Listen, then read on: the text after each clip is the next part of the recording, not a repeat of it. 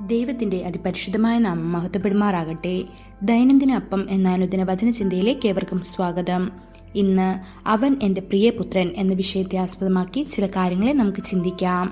അതിനാധാരമായൊരു വാക്യം വായിക്കാം. മത്തായി 3:17 ഇവൻ എൻ്റെ പ്രിയപുത്രൻ, ഇവനിൽ ഞാൻ പ്രസാദിച്ചിരിക്കുന്നു എന്ന് സ്വർഗത്തിൽ നിന്ന് ഒരു ശബ്ദവും ഉണ്ടായി. ഭൂമിയിൽ നിരവധി ശബ്ദങ്ങളുണ്ട്. ഈ വാക്യത്തിൽ സ്വർഗത്തിൽ നിന്നുള്ള ശബ്ദത്തെക്കുറിച്ച് നാം വായിക്കുന്നു.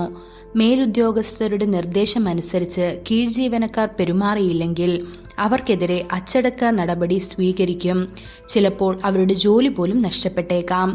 നിയമം ലംഘിക്കുന്ന കുറ്റവാളികളെ അറസ്റ്റ് ചെയ്യുകയും ജയിലിലടയ്ക്കുകയും ചെയ്യുന്നു.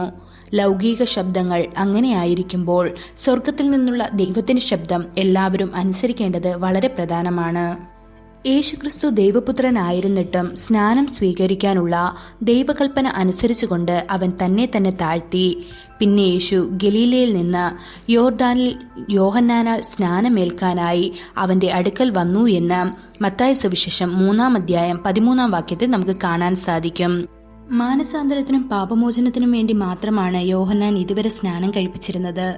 എന്നാൽ പാപരഹിതനും പരിശുദ്ധനുമായ യേശു അവന്റെ അടുക്കൽ വരുന്നു, അവനെ സ്നാനപ്പെടുത്താൻ ആവശ്യപ്പെടുന്നു.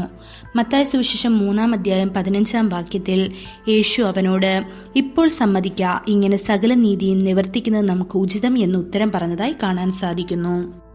യേശുക്രിസ്തു ദൈവപുത്രനായതിനാൽ സ്വർഗത്തിന്റെ നിയമങ്ങൾക്കും ദൈവത്തിന്റെ ശബ്ദത്തിനും അനുസരിച്ചാണ് സ്നാനം സ്വീകരിച്ചതെങ്കിൽ നാം ഓരോരുത്തരും സ്നാനം സ്വീകരിക്കുന്നത് എത്ര പ്രധാനമാണ്. വിശ്വസിക്കുകയും സ്നാനമേൽക്കുകയും ചെയ്യുന്നവൻ രക്ഷിക്കപ്പെടും, എന്നാൽ വിശ്വസിക്കാത്തവൻ ശിക്ഷിക്കപ്പെടും എന്ന് മർക്കോസ് സുവിശേഷം 16:16 കാണാൻ സാധിക്കുന്നു. വിശ്വാസത്തിനു മുൻപുള്ള ശിശുസ്നാനത്തെ സ്വർഗം ഒരിക്കലും അംഗീകരിക്കുന്നില്ല. അത് കർത്താവിന്റെ ദൃഷ്ടിയിൽ അസാധുവായ നാണയമോ കറൻസിയോ ആണ്. ഒരു പക്ഷേ ഏതാനും സഭകൾ അത് തിരിച്ചറിയും, എന്നാൽ സ്വർഗം ഒരിക്കലും അത് അംഗീകരിക്കുന്നില്ല. അതിനാൽ അവിശ്വാസി ശിക്ഷിക്കപ്പെടുമെന്ന് യേശു മുന്നറിയിപ്പ് നൽകുന്നു. യേശു സ്നാനമേൽക്കുന്നത് സ്വർഗം മുഴുവൻ വീക്ഷിച്ചു. എന്തെന്നാൽ നിങ്ങൾ അവന്റെ കാൽച്ചുവടുകൾ പിന്തുടരേണ്ടതിന് ക്രിസ്തു നമുക്ക് ഒരു മാതൃക അവശേഷിപ്പിച്ചത് കൊണ്ടാണ് നിങ്ങളെ വിളിച്ചതെന്ന് 1 പത്രോസ് 2:21 കാണാൻ സാധിക്കുന്നു. മാത്രമല്ല, മത്തായി സുവിശേഷം 3:16 യേശു സ്നാനമേറ്റ ഉടനെ വെള്ളത്തിൽ നിന്ന് കയറി.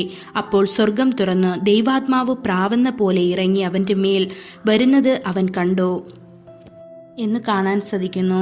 അപ്പോഴാണ് ഇവൻ എൻ്റെ പ്രിയപുത്രൻ, ഇവനിൽ ഞാൻ പ്രസാദിച്ചിരിക്കുന്നു എന്ന് മത്തായി സുവിശേഷം 3:17 കാണുന്നത് പോലെ പിതാവിന്റെ സ്വരം സ്വർഗത്തിൽ നിന്ന് ആദ്യമായി കർത്താവ് കേട്ടത്. അവൻ മാത്രമല്ല, യോഹന്നാൻ സ്നാപകനും യോർദാൻ നദിയുടെ തീരത്ത് നിൽക്കുന്ന എല്ലാ ആളുകളും അത് കേട്ടു. അങ്ങനെയൊരു സാക്ഷ്യം നാം കേൾക്കേണ്ടതല്ലേ? ദൈവമക്കളെ, നിങ്ങൾ സ്നാനമേൽക്കുമ്പോൾ നിങ്ങൾ ദൈവത്തിന്റെ മക്കൾ എന്ന് വിളിക്കപ്പെടുന്ന ഉന്നതമായ അവസ്ഥയിലേക്ക് വരുന്നു. കർത്താവ് നിങ്ങളുടെ പിതാവായിരിക്കും, നിങ്ങൾ അവന്റെ മക്കളായി തീരുകയും ചെയ്യും. ഈ വചനങ്ങളാൽ ദൈവം നമ്മെ ഓരോരുത്തരെയും അനുഗ്രഹിക്കുമാറാകട്ടെ. കൂടുതൽ ധ്യാനത്തിനുള്ള വാക്യം 1 യോഹന്നാൻ 3:1 കാൺമീൻ, നാം ദൈവമക്കൾ എന്ന് വിളിക്കപ്പെടുവാൻ പിതാവ് നമുക്ക് എത്ര വലിയ സ്നേഹം നൽകിയിരിക്കുന്നു. അങ്ങനെ തന്നെ നാം ആകുന്നു. ലോകം അവനെ അറിഞ്ഞിട്ടില്ലായക കൊണ്ട് നമ്മെയും അറിയുന്നില്ല. ഇന്നത്തെ ബൈബിൾ വായന: രാവിലെ നെഹമ്യാവ് 7, 8, 9 അധ്യായങ്ങൾ. വൈകുന്നേരം അപ്പോസ്തല പ്രവൃത്തികൾ 3 അധ്യായം. ആമേൻ.